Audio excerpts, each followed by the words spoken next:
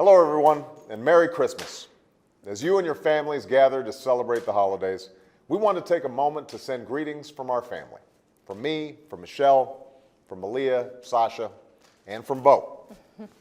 This is our first Christmas in the White House, and we are so grateful for this extraordinary experience. Not far from here in the Blue Room is the official White House Christmas tree. It's an 18-foot tall Douglas fir from West Virginia, and it's decorated with hundreds of ornaments designed by people and children from all over the country. Each one is a reminder of the traditions we cherish as Americans and the blessings we're thankful for this holiday season. That's right, especially as we continue to recover from an extraordinary recession that still has so many Americans hurting. Parents without a job who struggled to put presents under the Christmas tree, families and neighbors who've seen their homes foreclosed, and folks wondering what the new year will bring.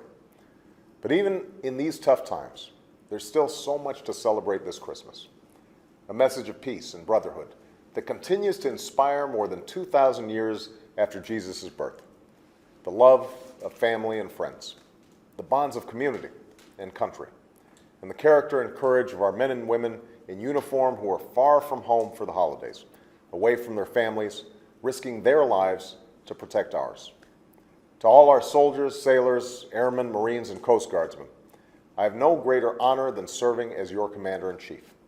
I've been awed by your selfless spirit, your eagerness to serve at the Naval Academy and West Point. I've been energized by your dedication to duty from Baghdad to the Korean Peninsula. Michelle and I have been moved by your determination, wounded warriors at Walter Reed and Bethesda, fighting to recover, to get back to your units. And I've been humbled profoundly by patriots who have made the ultimate sacrifice for our freedom, in flag-draped caskets coming home at Dover, in the quiet solitude of Arlington.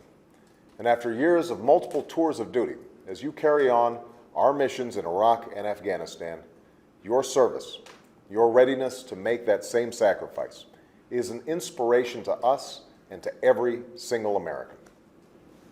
And so are your families. As First Lady, one of my greatest privileges is to visit with military families across the country. I've met military spouses doing the parenting of two, keeping the household together, juggling play dates and soccer games, helping with homework, doing everything they can to make the kids feel okay, even as they try to hide their own fears and worries. I've met kids who wonder when mom or dad is coming home, grandparents and relatives who step in to care for wounded warriors, and folks trying to carry on after losing the person they loved most in the world. And through it all, these families somehow still find the time and the energy to serve their communities as well. Coaching Little League, running the PTA, raising money to help those less fortunate than they are, and more. But even these strong military families can use a hand, especially during the holidays. If you live near a military base, you can reach out through your workplaces, your schools, your churches. There's so many ways to help, with childcare, with errands, or just by bringing over a home-cooked meal. Even if you don't know a military family nearby, your family can still help by donating or volunteering at organizations that support military families. You can also reach out directly to our forces around the world. Kids can make a card that will bring a smile to an American far from home. Adults can send a care package or a prepaid phone card that makes the tour just a little bit easier. Every American can do something to support our troops, even if it's as simple as just saying thank you. For more ways to let our troops know you care, go to www.whitehouse.gov. So to all our men and women in uniform spending the holidays far away from home, whether it's at a base here in the States, a mess hall in Iraq, or a remote outpost in Afghanistan, know that you are in our thoughts and in our prayers. In this holiday season and every holiday season, know that we are doing everything in our power to make sure you can succeed in your missions and come home safe to your families. And to all Americans, from our family to yours, Merry Christmas. Merry Christmas, everybody. Merry Christmas, everybody.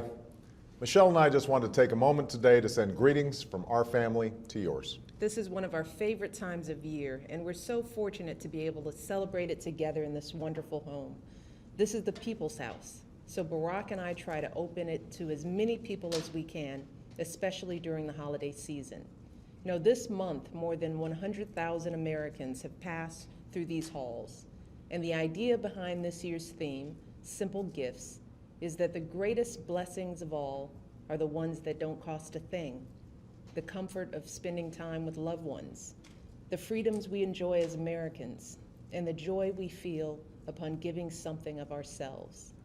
So in this time of family and friends and good cheer, let's also be sure to look out for those who are less fortunate, who've hit a run of bad luck or who are hungry and alone this holiday season.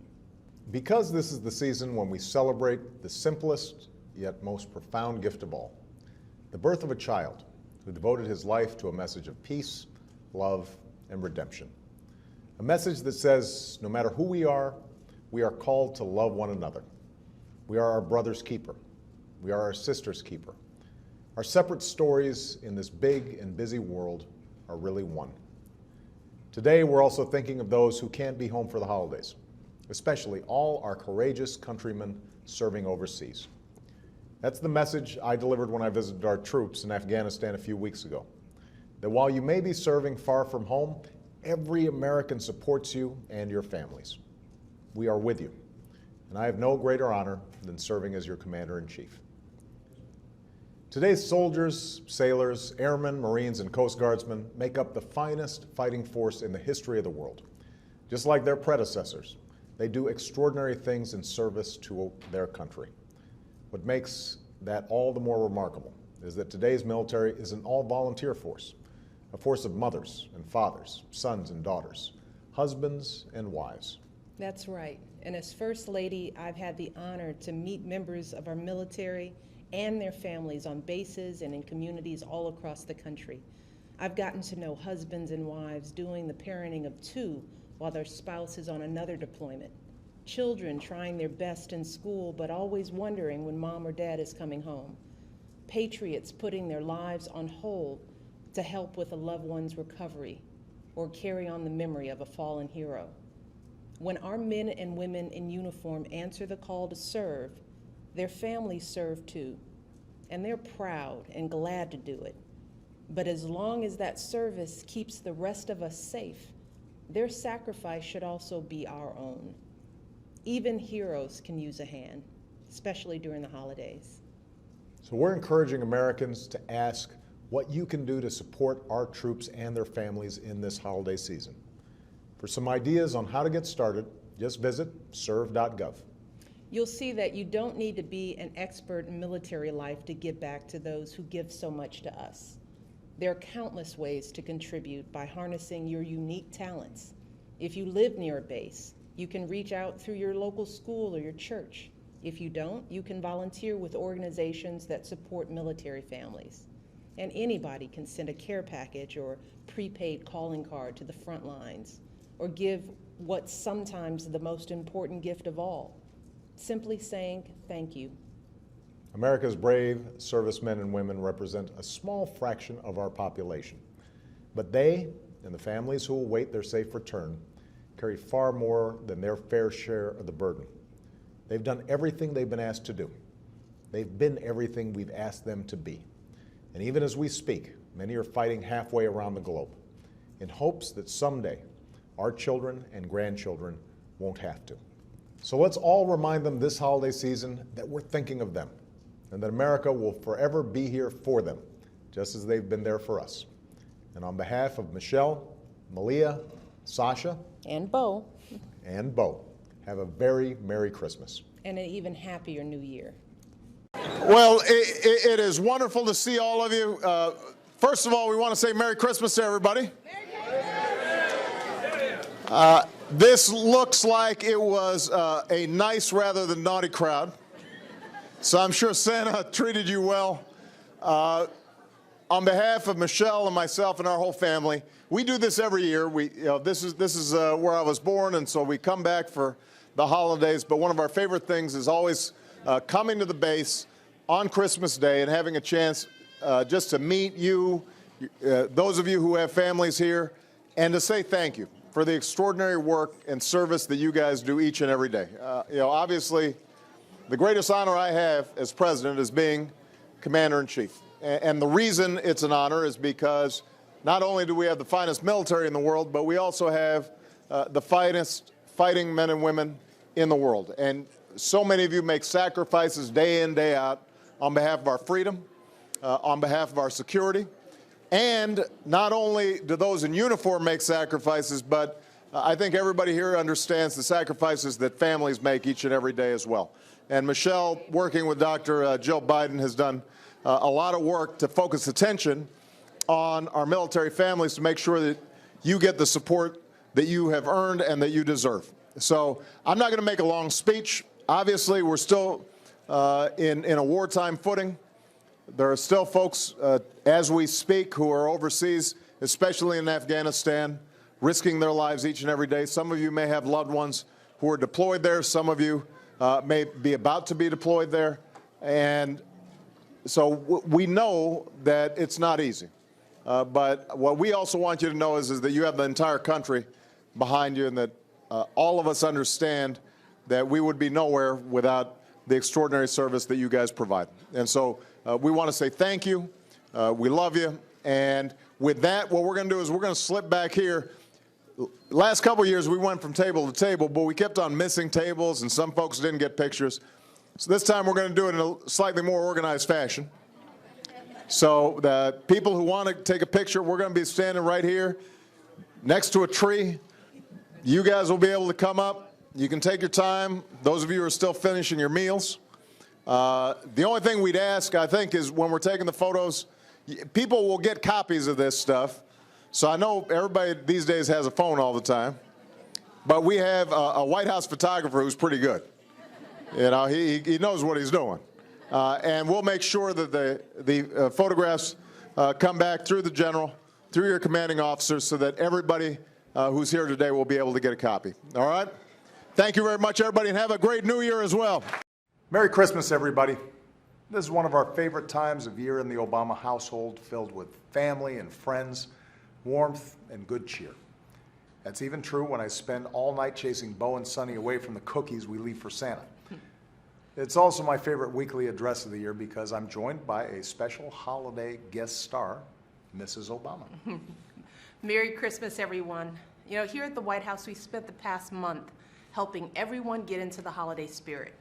Our theme this year is a timeless tradition, and the decorations in each room reflect some of our country's most cherished pastimes, from saluting our troops and their families to helping children dream big dreams for their future. And we've invited thousands of families here to the White House to enjoy the festivities because there's no holiday tradition more timeless than opening our doors to others. Today, like millions of Americans and Christians around the world, our family celebrates the birth of Jesus and the values he lived in his own life, treating one another with love and compassion, caring for those on society's margins, the sick and the hungry, the poor and the persecuted, the stranger in need of shelter, or simply an act of kindness. That's the spirit that binds us together, not just as Christians, but as Americans of all faiths. It's what the holidays are about, coming together as one American family to celebrate our blessings and the values we hold dear. During this season, we also honor all those who defend those values in our country's uniform. Every day, the brave men and women of our military serve to keep us safe, and so do their families. So as we sing carols and open presents, as we win snowball fights, Or lose snowball fights. let's all take time to pay tribute to those who've given our country so much. Go to joiningforces.gov to see how you can serve the troops, veterans, and military families in your community. And together, we can show them just how grateful we are for their sacrifice. That's a tradition that we all can embrace today and every day. So on behalf of Malia, Sasha, Bo, Sonny, Grandma, and everyone here at the White House, Merry Christmas. May God bless our troops and their families, and may God bless you all with peace and joy in the year ahead. Merry Christmas, everybody. One of the best parts of the holiday season is spending time with the special people in your life. And for me, that means getting some help from my best friend for our annual Christmas weekly address. Now, given how our first Christmas weekly address went, I realized that Barack needed all the help he could get. This is our first Christmas in the White House, and what? Stop. What? You know, what? You've got to stop it. All right? You got to get it together. You're going to have to pull it together, POTUS. Celebrating the holidays in the White House over these past 8 years has been a true privilege. We've been able to welcome over 500,000 guests. Our outstanding pastry chefs have baked 200,000 holiday cookies. That's a lot of cookies. And Barack has treated the American people to countless dad jokes. They're great jokes. Not so funny. Although a few got a frosty reception. Oh, the last one. This year's White House holiday theme is the gift of the holidays. And our decorations reflect some of our greatest gifts as a nation, from our incredible military families to the life-changing impact of a great education. And the greatest gift that Michelle and I have received over the last 8 years has been the honor of serving as your president and first lady. Together we fought our way back from the worst recession in 80 years and got unemployment to a 9-year low. We secured health insurance for another 20 million Americans and new protections for folks who already had insurance. We made America more respected around the world, took on the mantle of leadership in the fight to protect this planet for our kids, and much, much more. By so many measures, our country is stronger and more prosperous than it was when we first got here. And I'm hopeful we'll build on the progress we've made together in the years to come. Tomorrow, for the final time as the first family, we will join our fellow Christians around the world to rejoice in the birth of our Savior. And as we retell his story from that holy night, we'll also remember his eternal message, one of boundless love, compassion, and hope. The idea that we are our brother's keeper and our sister's keeper, that we should treat others as we would want to be treated, that we care for the sick, feed the hungry, welcome the stranger, no matter where they come from or how they practice their faith. Those are values that help guide not just my family's Christian faith, but that of Jewish Americans and Muslim Americans, non-believers, and Americans of all backgrounds. And no one better embodies that spirit of service than the men and women who wear our country's uniform and their families. As always, many of our troops are far from home this time of the year, and their families are serving and sacrificing right along with them. Their courage and dedication allow the rest of us to enjoy this season. That's why we tried to serve them as well as they've served this country. Go to joiningforces.gov to see how you can honor and support the service members, veterans, and military families in your community, not just during the holidays, but all year round. So as we look forward to the new year, let's resolve to recommit ourselves to the values we share. And on behalf of all the Obamas, Michelle, Malia, Sasha, Bo, and that troublemaker Sonny, Merry Christmas, everybody. And we wish you and your family a happy and healthy 2017. Thanks, and God bless.